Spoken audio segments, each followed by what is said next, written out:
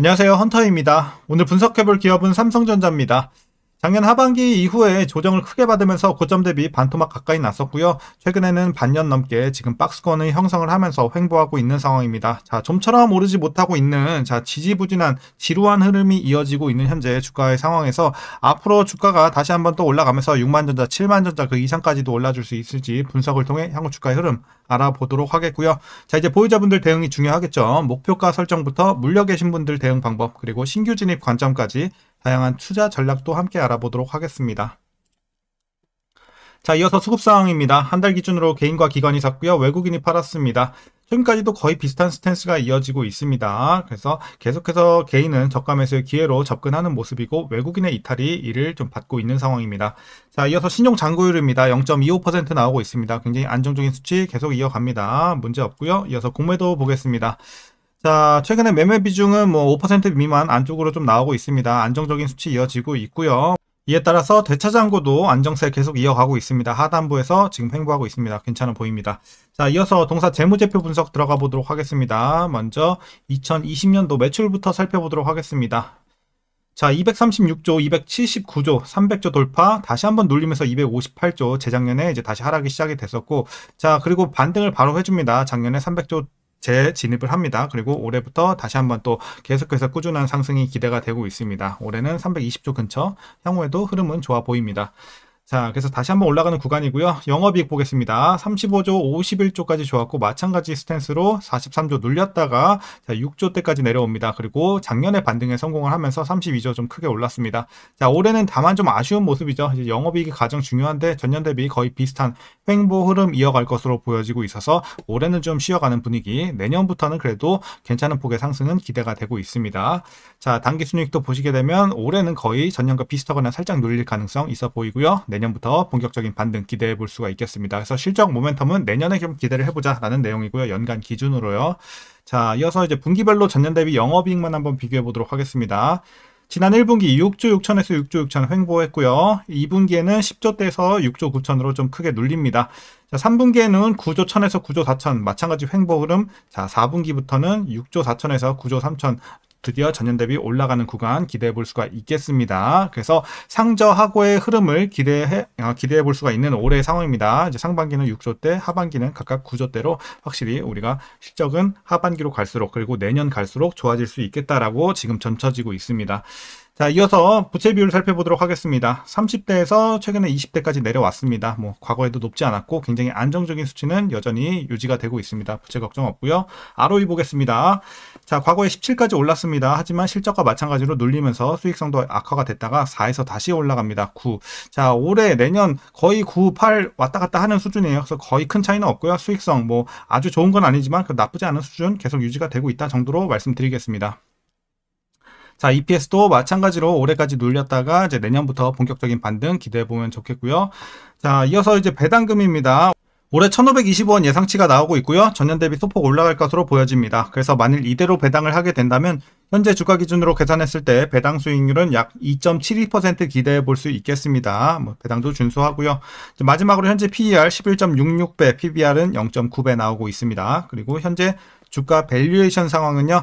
지금은 이제 6만원 이제 초반까지는 좀 올라가야 정상이다라고 말씀드리겠습니다. 그래서 지금은 확실히 저평가 구간으로 말씀드릴 수 있겠습니다. 실적 대비 주가의 레벨은 다소 낮은 구간입니다.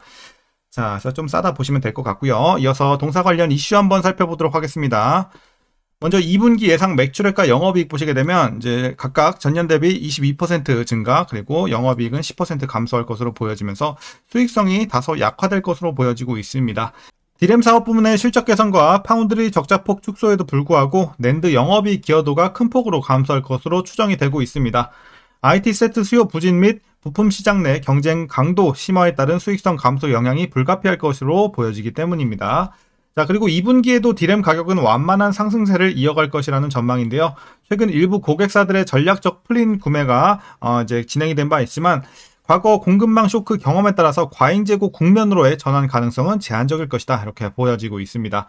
그리고 선단 공정 중심의 제한적인 공급이 이어지고 있고 중국 반도체 기업들의 자본적 지출 확대 흐름과는 별개로 국내 디램 공급 업체들이 기술 주도권을 안정적으로 유지하고 있는 점이 가격 방어 요인으로 작용할 것으로 보입니다.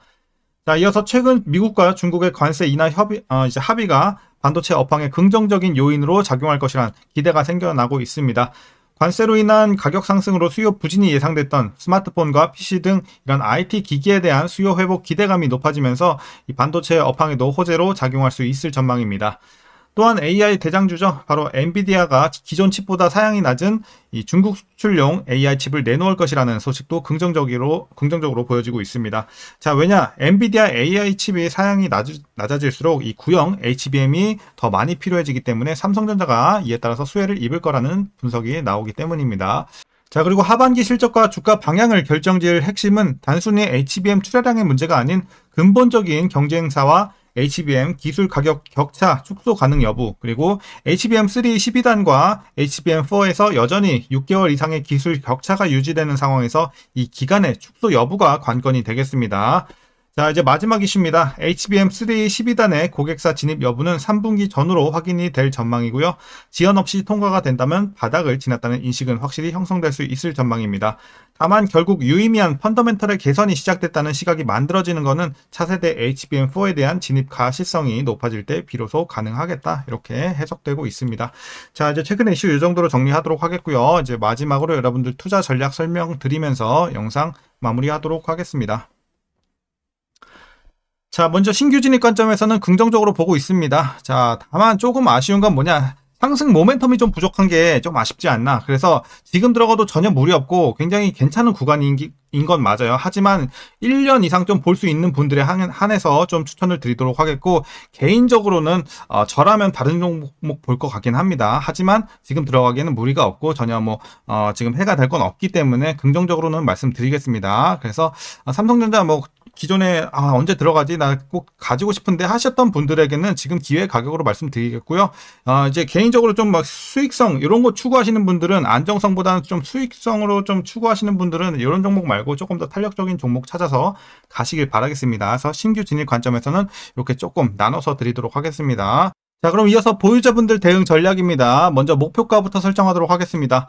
자, 현재 목표가는 7만원 제시하도록 하겠습니다. 이제 상단은 그래도 여전히 많이 열려있는 상황이다라고 보여지고 있고, 하반기 갈수록 확실히 좀 우리가 그래도 실적이 개선되면서 목표 주가도 조금씩 올려잡을 가능성은 있겠다라고 말씀드리겠습니다. 그래서 꾸준하게 좀 보유하셔도 되겠고, 아까 말씀드린 것처럼 이제 탄력적인 종목 찾아서 좀 수익을 좀 극대화시키고 싶다 하시는 분들은 손해가 크지 않는 선에서 이제 종목 교체하시는 것도 나쁘지 않아 보입니다. 그래서 제가 보는 흐름은 일단은 상반기까지는 계속 박스권 유지될 것 같고, 하반기 이후부터는 슬금슬금 올라가지 않을까, 꾸준히 좀씩 우상향할 준비를 하지 않을까, 이렇게 보여지고 있습니다. 그래서 당분간은 계속해서 박스권 안에서 좀 유지가 될 것 같습니다. 그래서 하반기 이후부터는 6만 전자 돌파 좀 노려볼 수 있겠다, 이렇게 말씀드리면서 이제 천천히 여러분들 꾸준하게 가져가시길 바라겠습니다. 자, 그럼 이제 마지막으로 위에서 물려 계신 분들의 대응 전략입니다. 자, 제가 라인을 하나만 더 드리면 될 것 같습니다. 66,000원 라인 되겠습니다. 대략 이 정도 되겠죠?